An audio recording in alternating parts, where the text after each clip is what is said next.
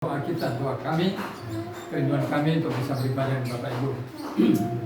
Bapak Ibu yang kasih Tuhan, mari kita buka firman Tuhan dari Markus pasal 16.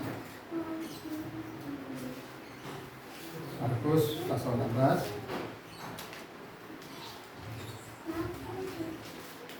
Kita akan baca firman Tuhan dari Markus pasal 16 ayat 10.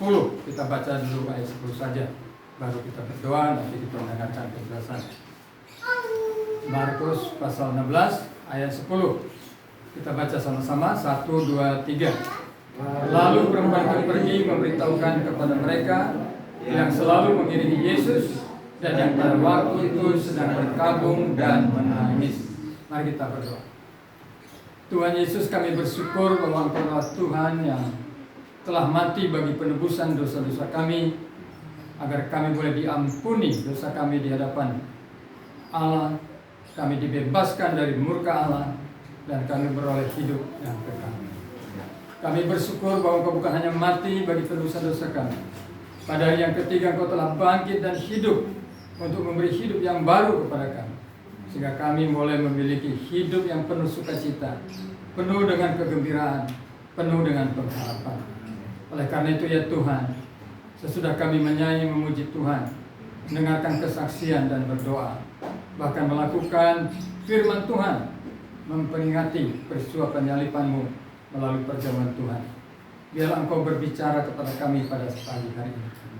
Engkau berbicara secara pribadi lepas pribadi, maupun kepada kami sebagai umat Tuhan, agar kami semakin diteguhkan dalam iman, setia di dalam mengasihi Tuhan, setia dalam melayani Tuhan, dan Tuhan dimuliakan dan kami diberkati.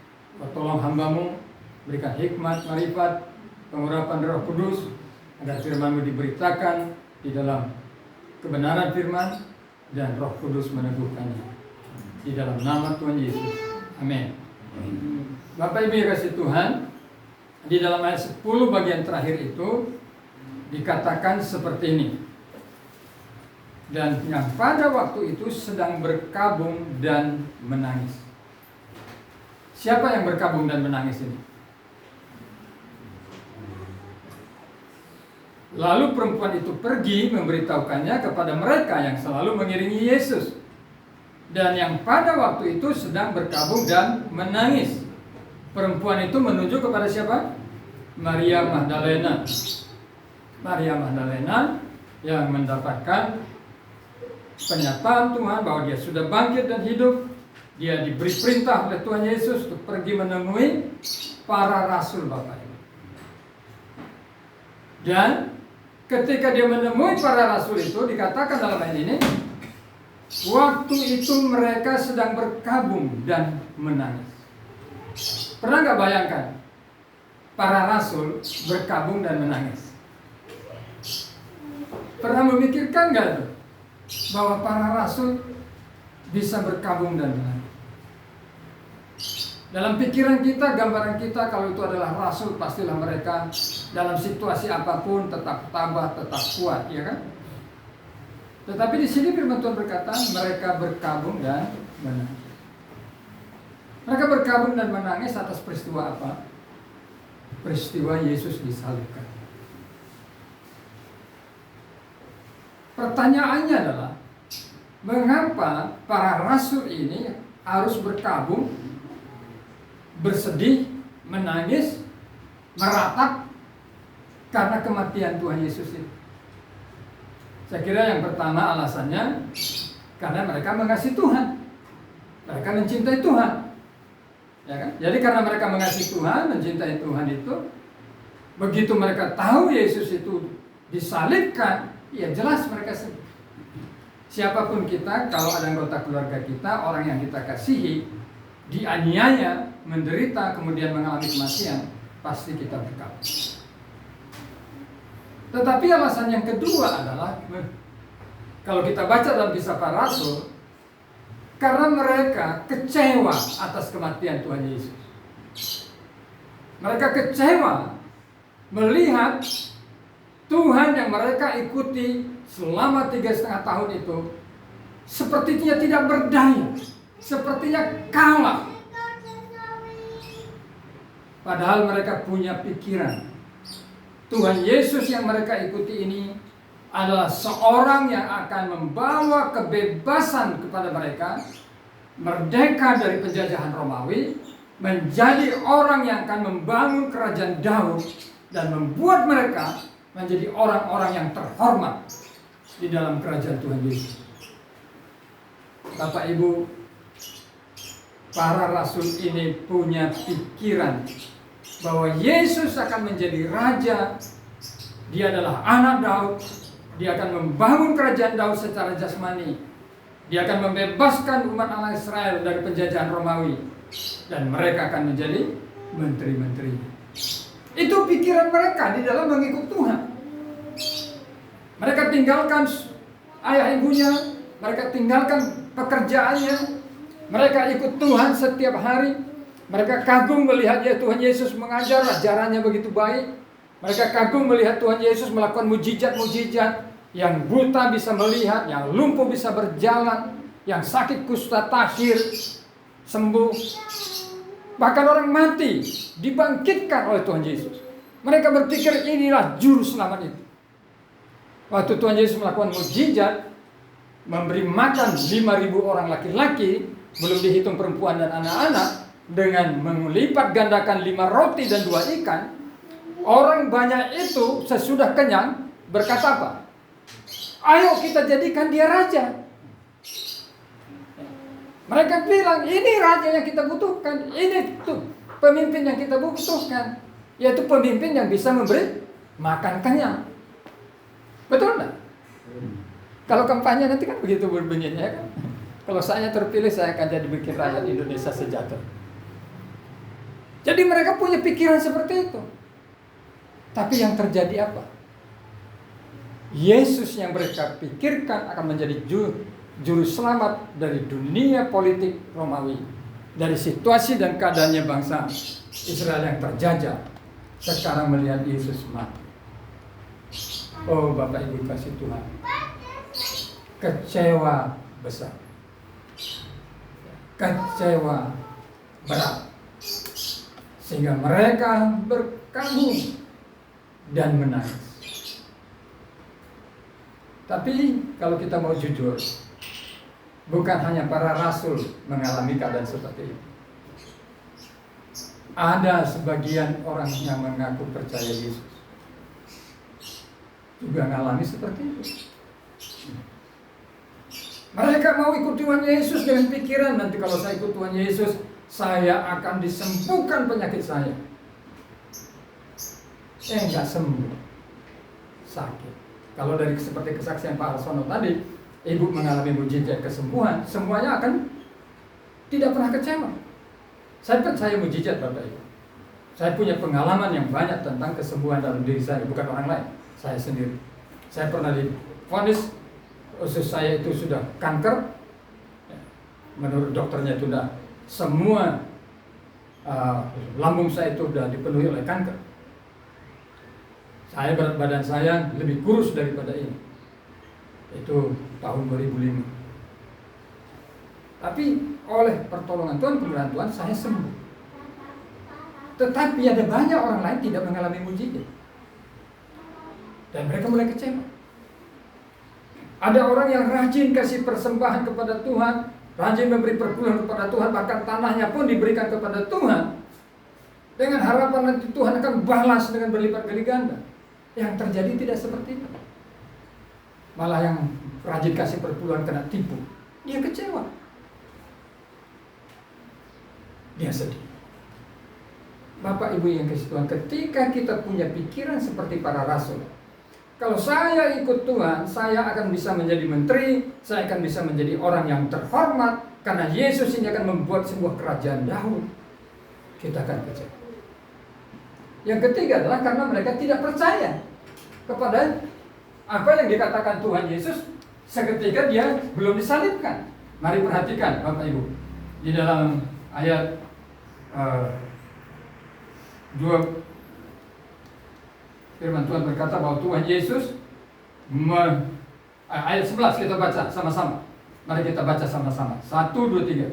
Tetapi ketika mereka mendengar bahwa Yesus hidup dan telah dilihat olehnya, mereka tidak percaya. Nah, kita baca ayat 13 lagi. Mari kita baca. 1, 2, 3. Lalu kembalilah mereka dan memberitakannya kepada teman-teman yang lain. Tetapi kepada mereka pun teman-teman itu tidak percaya. Siapa yang tidak percaya ini? Para rasul yang berkabung itu.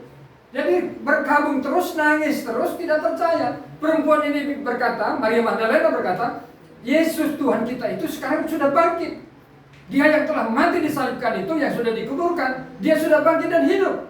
Mereka bilang, no, kamu mimpi tuh, mimpi, gak mungkin. Jadi mereka nangis lagi. Lalu ada 2 orang murid dalam perjalanan dari Yerusalem menuju satu tempat, Emmaus. Di tengah jalan, kedua orang ini ditemui Tuhan Yesus.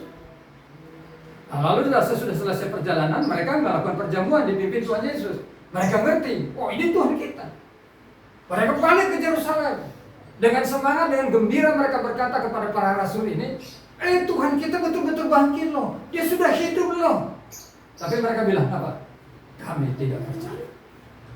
Bapak Ibu, ketika hati kita tidak percaya, kita akan gelisah. Kita akan takut. Kita akan apa? Sedih, kecewa, mengasihani diri. Di dalam situasi itulah firman Tuhan mengatakan kepada kita melalui kisah ini. Ada 4 hal yang dilakukan Tuhan Yesus. Yang pertama, mari kita lihat. Tuhan Yesus membuktikan dirinya hidup. Kita baca ayat 14. Mari kita baca ayat 14. 1, 2, 3. Akhirnya ia menampakkan diri kepada ke-11 orang itu. Ketika mereka sedang makan, dan ia mencela ketidakpercayaan dan kedegilan hati mereka. Oleh karena mereka tidak percaya kepada orang-orang yang telah melihat dia sesudah kebangkitannya.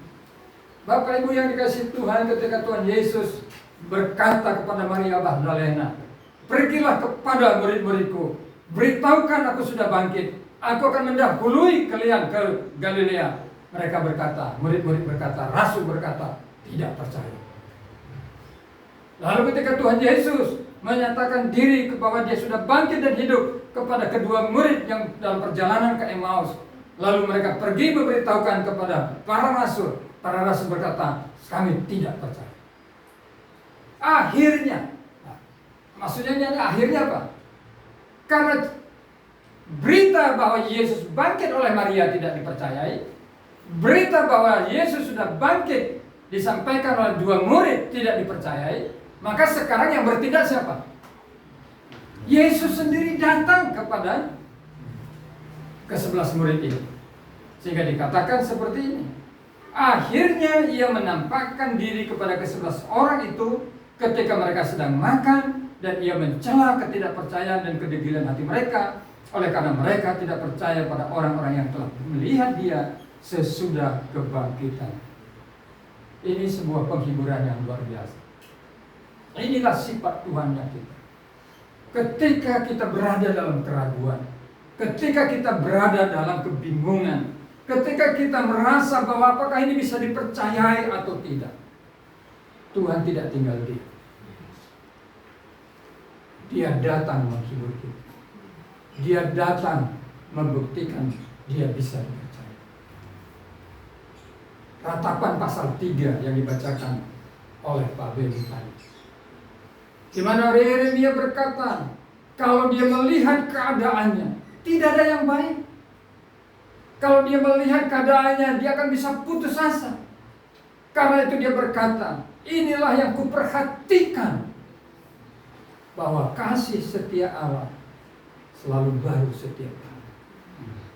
Bapak Ibu yang kasih Tuhan, kalau kita berfokus kepada keadaan jasmani kita, berfokus kepada keadaan situasi kita, kita bisa menjadi orang yang stres, kita bisa menjadi orang yang putus asa, kita bisa menjadi orang yang selalu bersungut-sungut dan tidak bisa bersyukur. Tetapi kalau kita berfokus kepada Tuhan, di sana akan ada hati yang bersyukur. Di sana akan ada hati yang gembira. Di sana ada hati yang bersukacita. Sehingga kita bisa menjadi kuat di situasi yang sulit. Tuhan Yesus tidak menutup mata akan keraguan kita. Memang dikatakan di sini dia mencela ketidakpercayaan dan kedegilan hati mereka. Wajar. Orang Tuhan Yesus sudah mengajar mereka 3,5 tahun. Tuhan Yesus sudah beritahu bahwa anak manusia akan dianiaya bahkan dibunuh. Dan pada hari yang ketiga dia akan dibangkitkan seperti Yunus keluar dari perut ikan. Jadi bahwa Yesus sudah mengajarkan bahwa ia akan disalibkan, dia akan mati, tapi juga dia sudah ajarkan bahwa pada hari ketiga dia akan hidup. Itu sudah diajarkan.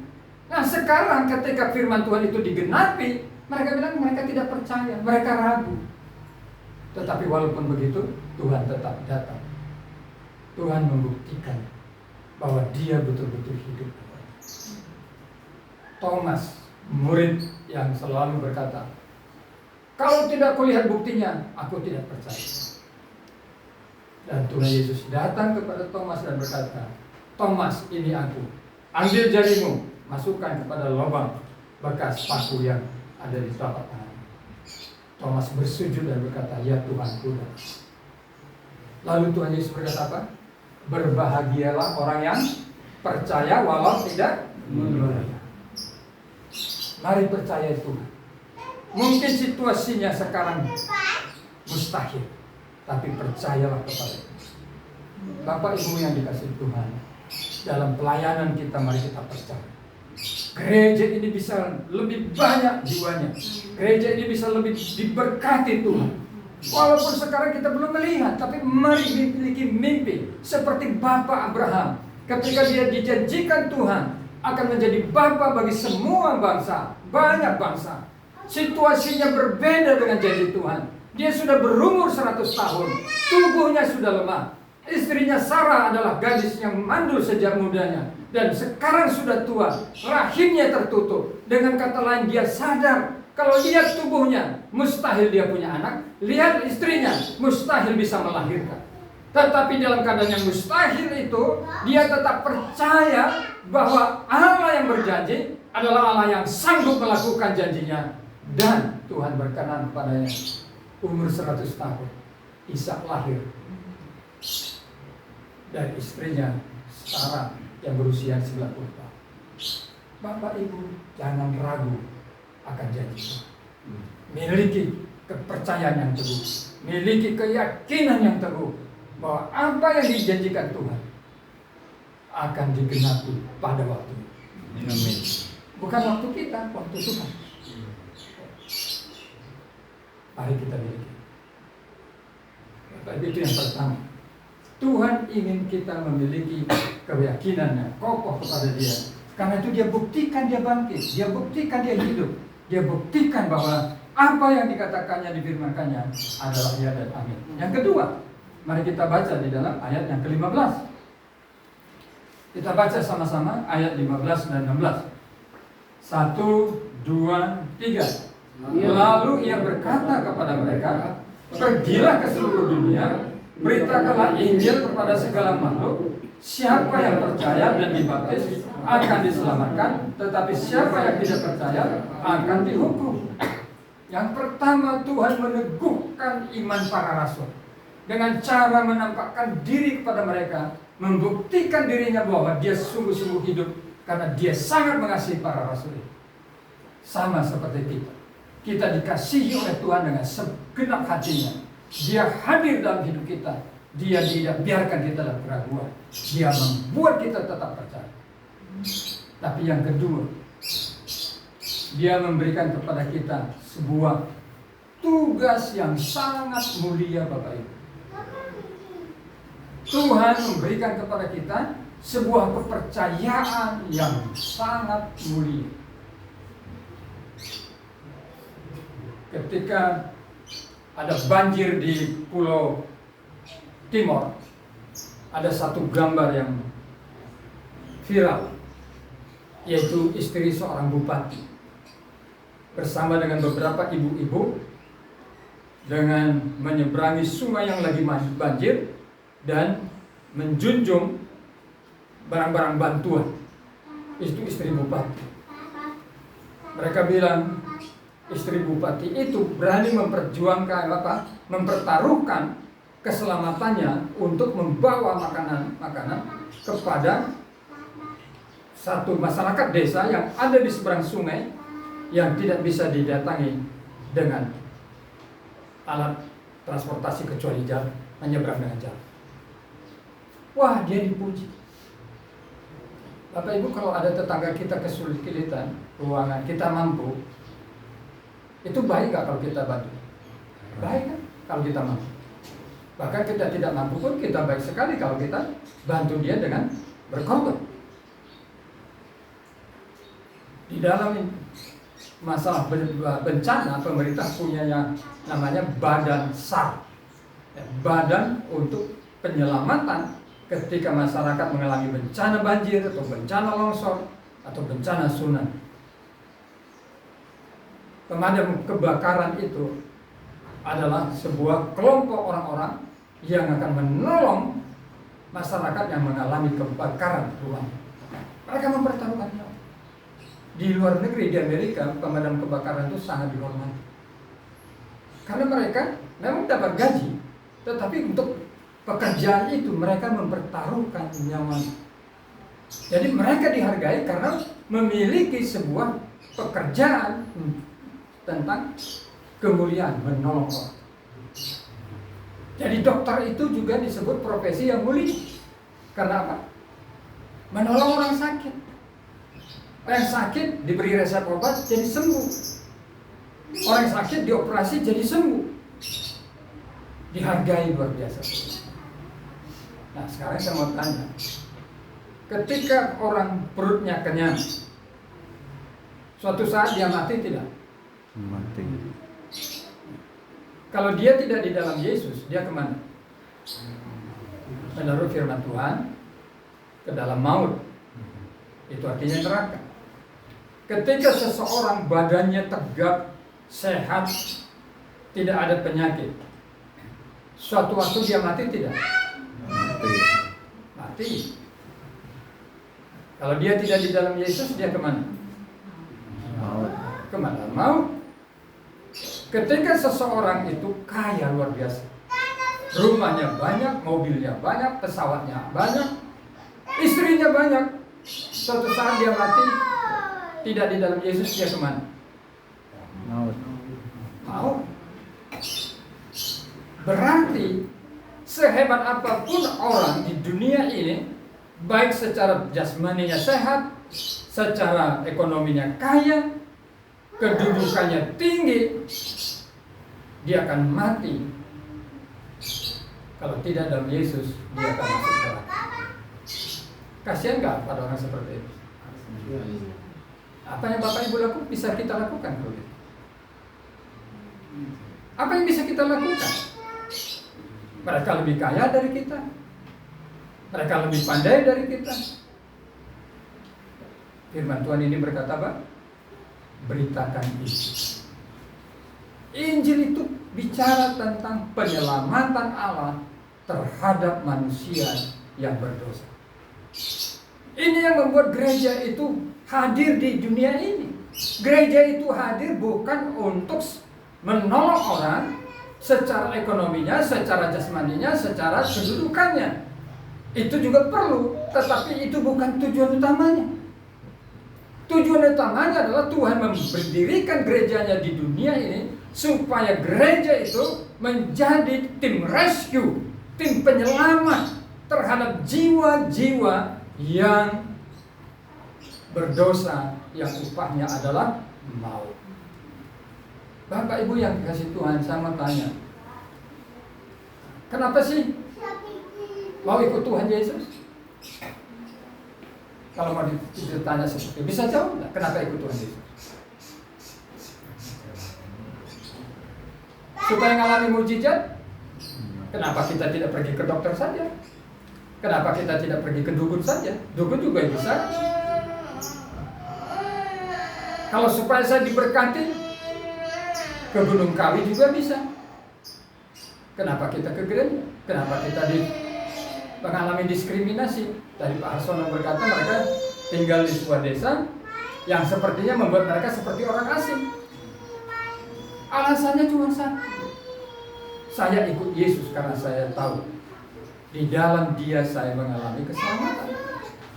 Di dalam Dia saya tahu bahwa dosa saya sudah diampuni dan saya menerima hidup yang kekal. Itulah sebuah pemahaman yang harus kita pegang teguh. Dan itulah juga yang menjadi tugas kita di tengah-tengah dunia ini. Kita memberitakan kepada orang-orang yang belum mengerti, belum mengenal tentang jalan keselamatan, yaitu bahwa hanya Yesus jalan keselamatan. Hanya dalam Yesus ada pengampunan. Bangga nggak itu? Harusnya bangga. Banggalah jadi orang Kristen. Karena kita punya tugas mulia. Kita bangga kita sudah diberi tempat di surga, kita diampuni dosa kita, tapi kita bangga karena kita diberi tugas untuk membawa berita Injil kepada orang yang tersesat. Bapak Ibu yang kasih Tuhan, ini yang kedua. Tapi yang ketiga yang dilakukan Tuhan Yesus di sini adalah memperlengkapi kita. Mari kita baca sama-sama ayat yang ke-17 sampai dengan ayat yang ke-18. Kita baca sama-sama. 1, 2, 3. Tanda-tanda ini akan menyertai orang-orang yang percaya. Mereka akan mengusir setan-setan demi namaku. Mereka akan berbicara dalam bahasa-bahasa yang baru bagi mereka. Mereka akan memegang ular, dan sekalipun mereka minum racun maut, mereka tidak akan mendapat celaka. Mereka akan meletakkan tangannya atas orang sakit, dan orang itu akan sembuh. Ayat 17 dan ayat 18 berbicara bahwa ketika kita diberikan tugas yang mulia oleh Tuhan Yesus, yaitu untuk memberitakan keselamatan, berita kabar baik dari Allah tentang pengampunan dosa, tentang keselamatan di dalam Yesus, kita diperlengkapi dengan kuasa surga, diperlengkapi dengan kuasa ilahi. Kita bukan pergi dengan tanpa kuasa, saudara, tapi ada kuasa. Di dalam Kisah Para Rasul, sesudah pencurahan Roh Kudus, Petrus dan Yohanes melakukan mukjizat, yaitu di mana ada orang lumpuh yang disembuhkan, membuat orang banyak percaya. Begitu juga dengan orang buta disembuhkan, membuat banyak orang percaya. Saudara, kalau mau mengalami mukjizat Tuhan, beritakan ini. Saudara akan mengalami. Ini Bapak Supairan ini senior saya. Beliau pendiri perintis gereja banyak di Cawas dan juga saya kira di situ. Ada banyak mukjizat yang terjadi ketika beritakan ini. Tahun 82, saya dengan seorang teman namanya Pak Yoga Bimadi, ada pelayanan sekarang di Purworejo. Sebagai mahasiswa kami pergi ke satu desa di dekat Karanganyar. Ada keluarga daripada seorang teman kami yang mahasiswa yang tinggal di desa itu. Kami masuk desa itu, tidak ada orang Kristen di situ. Lalu tinggal di rumah orang tua daripada teman ini. Kami ingin mau beritakan Injil. Dan itu kami itu keliling-keliling. Hanya keliling untuk kenalan aja, tidak langsung saya bilang, kayak kami berkata, "Kau percaya Yesus enggak? Kalau nggak percaya masuk neraka." Ya tidak begitu ya kan? Kami kenalan aja, kenalan. Lalu dari kenalan itu, kami diberitahu ada seorang anak muda yang dipasung. Jadi kami kunjungi, rambutnya lebih daripada sebahu, berewokan, kakinya dipasung. Dianggap orang gila. Terus kami izin sama orang tuanya, simboknya, ibunya seorang janda. Boleh kami doakan? Boleh. Kami doain. Gak terjadi apa-apa. Kami pulang. Minggu depannya kami datang lagi. Kunjungin lagi. Doain. Minggu depannya kami mulai cerita Yesus. Doain. Tidak terjadi apa-apa. Sampai akhirnya saya sudah mungkin 4 atau 5 bulan. anak muda ini sembuh. Dia dilepaskan pasungnya, rambutnya dicukur, kembali menjadi seorang pemuda yang berkarya. Dia punya jiwa seni. Kenapa dia sampai dipasung? Karena dia sebelum dianggap orang gila, suka ngilmu. Kebanyakan belajar ke dukun-dukun, akhirnya dia menjadi seperti orang gila. Cerita ini mengatakan, ketika kami beritakan Injil, kuasa Tuhan dinyatakan. Bapak Ibu kalau mau mengalami mujizat Tuhan, itu tidak bisa dilepaskan dengan Tuhan untuk memberitakan. Berkat Tuhan juga tersedia. Ingat dalam Injil bagaimana Tuhan Yesus mengutus para murid dua orang. Dia berkata, jangan bawa bekal. Kekurangan mereka? Tidak kekurangan. Ada cara Tuhan memperlengkapi kita. Ada cara Tuhan memenuhi kebutuhan. Jangan takut. Kalau saudara berkata, saya takut Pak, beritakan Injil. Doa sama Tuhan. Dan Roh Kudus berikan saya roh keberanian, roh hikmat untuk bisa cerita tentang keselamatan di dalam Yesus. Itu doanya, sederhana saja. Kalau perlu kita puasa kita juga doanya seperti itu. Tuhan pakai hidup saya supaya saya bisa beritakan Injil. Nyatakan kuasamu di dalam hidup saya supaya saya bisa buktikan Tuhan Yesus itu sungguh-sungguh. Bapak Ibu, sekarang ini kalau kita nonton di YouTube, banyak sekali kesaksian tentang orang-orang yang dilawat Tuhan yang akhirnya jadi percaya. Cara Tuhan melawat seorang lain itu macam-macam. Kalau istrinya Pak Arsono tadi melihat cahaya besar ya Pak, cahaya yang sangat terang. Nah, tapi ada cara Tuhan yang lain. Cara Tuhan yang paling sering dipakai adalah ada orang yang datang kepada orang lain cerita Yesus.